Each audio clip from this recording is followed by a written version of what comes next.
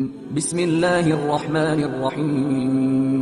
یہ بات 1917 کی ہے کہ عراق کے پہاڑوں میں ایک برٹش جنرل اسٹانلی ماؤڈے کی ایک عراقی چرواہے سے ملاقات ہوئی۔ جنرل اس چرواہے کی طرف دیکھ کر اپنے نوکر سے کہنے لگا کہ اس چرواہے سے کہو کہ جنرل تمہیں 1 پاؤنڈ دے گا، بدلے میں تمہیں اپنے کتے کو ذبح کرنا پڑے گا۔ کتا ایک چرواہے کے لیے بہت اہم ہوتا ہے، کیونکہ کتا اس کی بکریاں چراتا ہے، دور گئی بکریوں کو واپس لے کے آتا ہے اور دوسرے جنگلی جانوروں سے بکریوں کی حفاظت کرتا ہے۔ لیکن 1 پاؤنڈ میں تو بہت ساری بکریاں خریدی جا سکتی تھی۔ چرواہے نے سوچا اور اس کے چہرے پر لالچ کی مسکراہٹ آ گئی۔ چرواہے نے کتا پکڑا اور جنرل کے پیروں میں ذبح کر دیا۔ جنرل نے چرواہے سے کہا، اگر تم اس کی کھال بھی نکال دو تو میں تمہیں 1 اور پاؤنڈ دے سکتا ہوں۔ چرواہے نے خوشی خوشی کتے کی کھال بھی نکال دی۔ جنرل نے پھر کہا، میں 1 اور پاؤنڈ دینے کو تیار ہوں اگر تم اس کے ٹکڑے ٹکڑے بھی کر دو۔ چرواہے نے ترنت جنرل کی یہ بات مان لی۔ جنرل چرواہے کو 3 پاؤنڈ دے کر وہاں سے چلنے لگا۔